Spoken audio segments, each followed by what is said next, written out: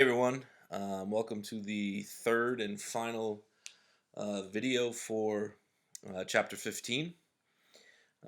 This section is going to deal with President Lyndon Johnson. As you can see, the title of it is Johnson's Great Society. Lyndon Johnson will name his domestic policies the Great Society, much like Kennedy called his the New Frontier. Johnson will refer to his as the Great Society. First two sections, which hopefully you listened to, dealt with Kennedy. We dealt with the foreign policy issues with Kennedy in section one. Section two was the domestic side and obviously his assassination. And section three will pick up basically there with Lyndon Johnson being sworn in as president November 22nd, 1963, and filling out or finishing John Kennedy's term as president. So this first part is sort of just a little bit of background on Johnson. Johnson, like I mentioned in the other video, was sort of the complete opposite of John Kennedy. He grew up in the South. As you can see, he grew up in a small town. He did grow up, not rich. And one of the biggest issues he will fight for in his political life is poverty. And one of the main reasons he focused on poverty was when he was in his 20s, he was a teacher and he taught at a school mainly for Mexican American children, and he saw how poverty affected their life and how it affected their education. You come to school hungry. You can't concentrate. Maybe you can't go to school because you have to stay home to watch your brothers or sisters. They had to go to work at a younger age, so they didn't finish school. So Johnson really will fight for poverty, and we'll talk about some of his laws that will go after poverty in a little bit. Johnson was sort of the lifelong politician. You can see here. He's elected to the House of Reps in 1937, then to the United States Senate in 1948. He becomes the leader of the Senate in 1955. That would be Mitch McConnell today, if any of you follow politics. And in 1960, he is nominated for vice president, and then obviously he becomes vice president with the victory of Kennedy. Lyndon Johnson becomes president November 22nd, 1963, and like I said at the beginning, he does finish out the rest of Kennedy's term. Johnson will help get the Civil Rights Act in 1964 through Congress. It wasn't very popular, but Johnson sort of used the death of Kennedy to sort of push this through, basically telling Congress and the nation what better way to remember the fallen president than to get what would have been, his signature law passed. And when it does get passed, it sort of becomes Johnson's signature law. Like I mentioned, Johnson was very much in favor of getting rid of poverty. He thought it was the biggest issue facing the United States domestically. And his major bill, which will deal with that, is called the War on Poverty Bill. And within the War on Poverty Bill was something known as the Economic Opportunity Act. And the Economic Opportunity Act is here. And before I get to that, here's Lyndon Johnson campaigning, obviously in a rural area. I'm not sure if this is Texas or even the Appalachian area, West Virginia. But you can see Lyndon Johnson here. Now, the Economic Opportunity Act had, three major parts. Two are still around today. One is not. The first piece of it was called the Job Corps. Job Corps was basically skill training, job training for people ages 16 to 21 who did not finish high school. Maybe they dropped out, maybe they were kicked out, and the government believed, these people still need training. Job Corps is still around today. I think there's one in Grafton. So you may know someone who went there, or did go there, or is there now. But Job Corps is still around. The second piece, which is not around today, is called Vista, or was called Vista. And it was similar to the Peace Corps, which was, and it still is, around today.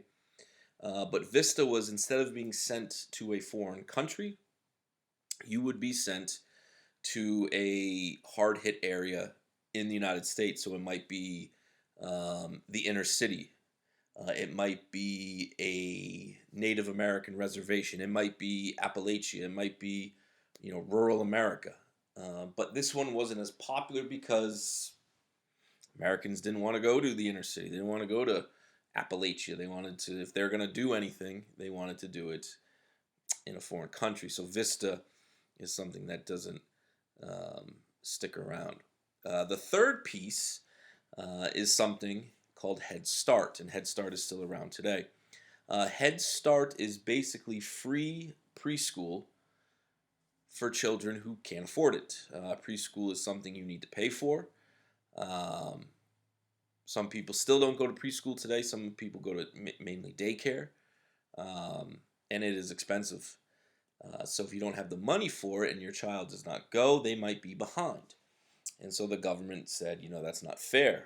That's not fair for children who are, 4 or 5 coming into kindergarten, and, one child who goes to preschool is that much far ahead of someone who didn't.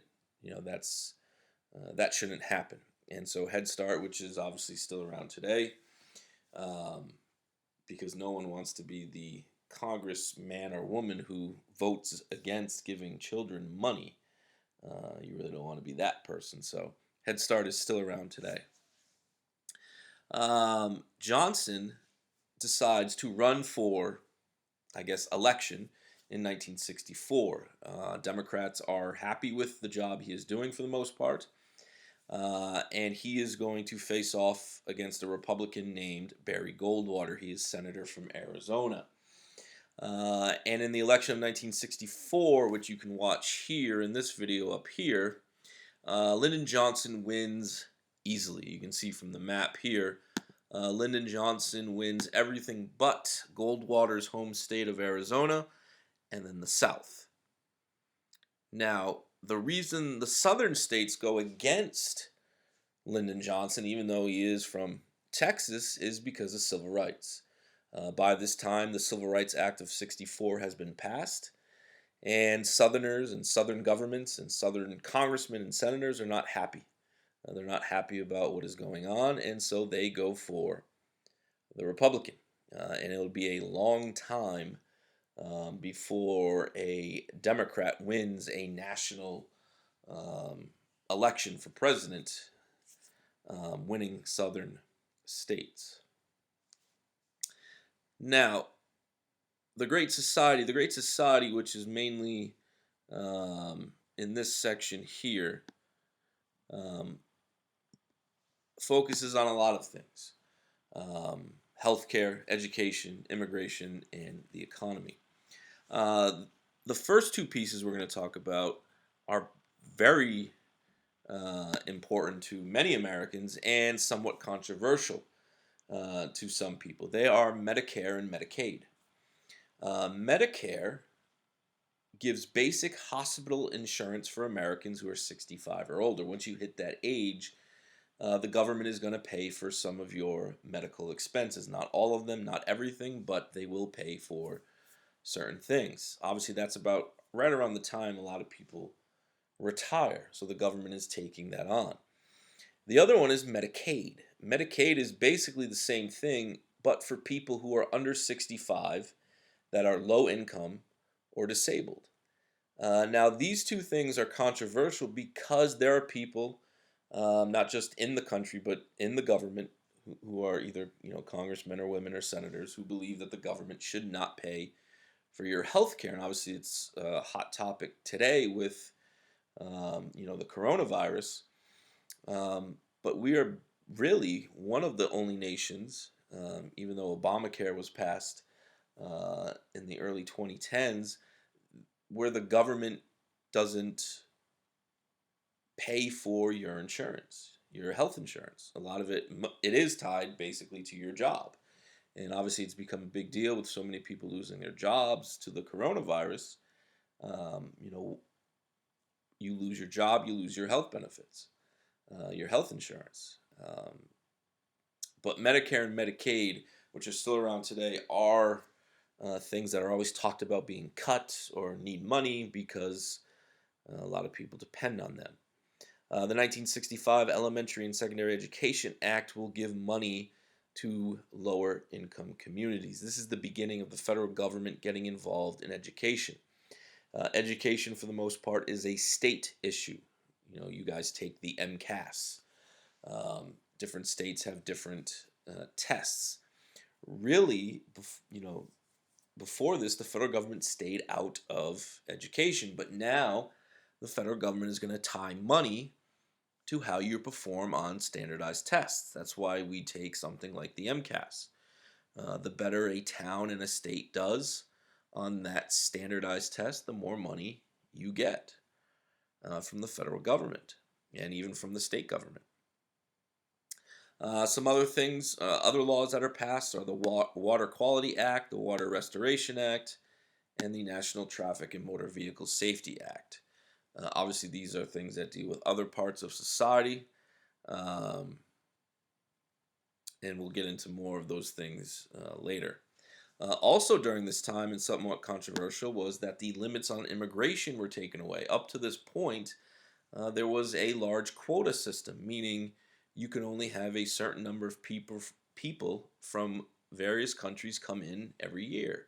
Well, the Johnson administration got rid of that, and obviously immigration has been a very hot topic since the election of President Trump. Here, the quota was taken away. As many people could come in that could get here. This picture here, this is Lyndon Johnson signing Medicare and Medicaid into law. And to our right, his left, would be former President Harry Truman. Harry Truman was the first Democrat in a long line of Democrat presidents to try and get a national healthcare system, who ultimately failed. And so Lyndon Johnson signed the bill in his hometown and basically made him the first recipient of Medicare when it became law. Now, the last part deals with the Supreme Court. The Supreme Court in the 1960s was very liberal, and you'll see why in a moment. But the Supreme Court is going to make some decisions that conservative people are not happy with, and it is one of the reasons that conservative types come back in the late 60s and early 70s and into the 1980s with people like Richard Nixon and Ronald Reagan. So some of the cases, some of the more famous cases are here, and I'm going to quickly go over each one. The first one is Gideon v. Wainwright. Here, the Supreme Court ruled that all accused criminals had the right to a lawyer, even if they could not afford one. So what this means is if you are arrested and charged with a crime, you have the right to a lawyer. Now, if you can't afford one, someone has to pay for it. That's the government. So whoever's arresting you, the town of Uxbridge, the state of Massachusetts, the United States of America, whoever's arresting you and you can't afford an attorney, that government fits the bill. For example, the Marathon bombing. Everyone probably remembers that. The person who was arrested, Zarnev, he said he could not afford an attorney. So the United States, since they arrested him because terrorism is a federal crime, they had to pay his lawyer fees. And his lawyer fees by the end came out to $2 million. Now, some people would argue that he doesn't deserve a lawyer, and we definitely should not pay for it. But others would argue that every person in this country deserves a fair trial, and part of a fair trial is someone who knows how to read the law and interpret the law and and whatnot. Um, so that was seen as a liberal case. The next one, Escobedo versus Illinois. Here, the Supreme Court said that all accused criminals had to be offered a lawyer paid for by the town and state or the federal government. So I sort of put Wainwright and this one together. But here, the Supreme Court says not only are you need a lawyer, someone has to pay for it. So I sort of put the two cases together. Third, probably the most famous, is Miranda v. Arizona. Here, the Supreme Court ruled that all accused criminals have the right to be informed of their Fifth and Sixth Amendment rights. Basically, you've probably all heard this from movies or TV shows. You have the right to remain silent. Anything you say can and will be used against you in a court of law. Basically, when you are being arrested, you have to be told to shut up. If you continue to talk, anything you say can be used against you. So if you're being arrested and you say something like, yeah, I did it, then the government can use that against you. Now, if the police do not tell you about this, then obviously it's a big deal. Down here is what happened after this became law. This is what police officers had to basically read to suspects that were being arrested. And this is now known as your Miranda rights. You have the right to remain silent. Everything you say can and will be used against you in a court of law. You have the right to an attorney. If you can't afford one will be provided for you. So that comes about in the 1960s. The last two deal with public school and religion. The first one is Angle v. Vitale. Here, the Supreme Court said that public schools could not require prayer in school. So, for example, Uxbridge High School. We are a public school. I cannot make you pray. I cannot say, all right, everyone, we're going to pray. That's against the law. Separation of church and state. There might be some people who don't believe in religion or aren't that same religion as me, and for me to force my religion on someone is unconstitutional. The second one, Abington v. Shemp, the Supreme Court said that public schools could not force Bible readings in public schools. So I could not make you at the beginning of every class read a passage from a Bible, whether it's, Catholic Bible or, one of the other religions, their books. I cannot force you to do so.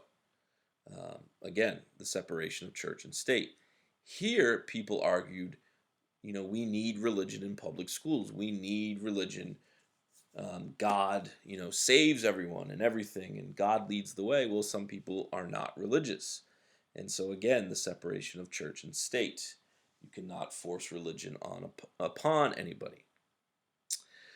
So, that is the end of chapter 15, dealing with the presidencies of, or at least most of the presidency of John Kennedy and a little bit of Lyndon Johnson. We'll talk more about Lyndon Johnson in chapter 16 because chapter 16 is all about the Vietnam War, which will basically take over Johnson's presidency in the mid to late 1960s.